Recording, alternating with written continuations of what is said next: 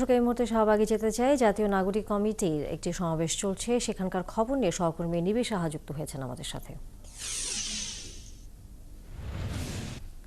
নিবি সাহা, জাতীয় নাগরিক কমিটির সমাবেশ সম্পর্কে বিস্তারিত জানাবেন আমাদেরকে, এবং একই সাথে সেখানকার সার্বিক পরিস্থিতি কি দেখছেন?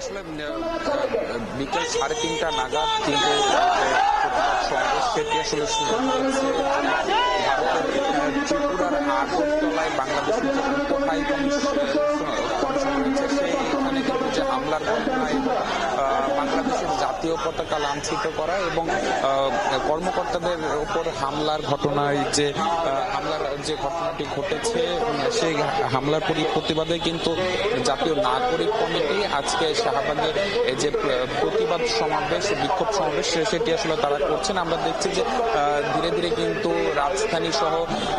রাজধানীর বিভিন্ন থানার যে এই কমিটি, জাতীয় নাগরিক কমিটির সদস্যরা রয়েছেন তারা চলে এখানে আসছেন। পাশাপাশি ঢাকার বাইরে থেকেও কিন্তু বিভিন্ন জায়গা থেকে এই যে জাতীয় নাগরিক কমিটির যারা সদস্যরা রয়েছেন তারা কিন্তু এখানে চলে আসছেন।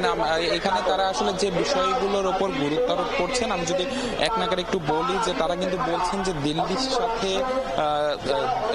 বাংলাদেশের যে চুক্তিগুলো রয়েছে সেগুলো বাতিল করতে হবে। পাশাপাশি তারা কিন্তু বলছেন যে আসলে এই যে ভারত বাংলাদেশের যে সার্বভৌমত্ব, সেই সার্বভৌমত্ব নষ্ট করার একটি পায়তারা করছে, যেটি আসলে তারা অভিযোগ করছেন যে আসলে সাবেক প্রধানমন্ত্রী শেখ হাসিনা ভারতে বসে বাংলাদেশের বিরুদ্ধে কিন্তু ষড়যন্ত্র করছেন ভারতকে সঙ্গে নিয়ে। তারা কিন্তু বলছেন যে আসলে এই যে পায়তারা, ভারতের যে পায়তারা এবং বাংলাদেশকে ভারতের একটি প্রদেশ বানানোর যে অপচেষ্টা তারা করছে এবং এতদিন করেছে সেগুলো কিন্তু তারা রুখে দেবে। এবং তারা কিন্তু বলছে যে আসলে তাদের যে উদ্দেশ্য, সেই উদ্দেশ্য কিন্তু সফল হতে দেওয়া যাবে না। পাশাপাশি তারা কিন্তু ত্রিপুরার যে প্রধানমন্ত্রী রয়েছেন এই হামলার ঘটনার পরে কিন্তু বেশ কয়েকজন গ্রেপ্তার হলেও কিন্তু তারা বলছেন যে ত্রিপুরার প্রধানমন্ত্রী যিনি রয়েছেন তাকে কিন্তু আসলে পদত্যাগ করতে হবে। পাশাপাশি তারা কিন্তু বারবারই স্মরণ করিয়ে দিচ্ছেন যে আসলে বাংলাদেশের সব ধর্মের মানুষ কিন্তু একসাথে মিলে কিন্তু আসলে এই যে সার্বভৌমত্ব রক্ষার যে প্রশ্ন সেটিতে কিন্তু কোনো আপোষ করবে না। বাংলাদেশের সব ধর্ম বর্ণ নির্বিশেষ সবাই কিন্তু আসলে রাজপথে নেমে আসবে ভারতের এই যে আগ্রাসন, সেই আগ্রাসন প্রতিরোধে।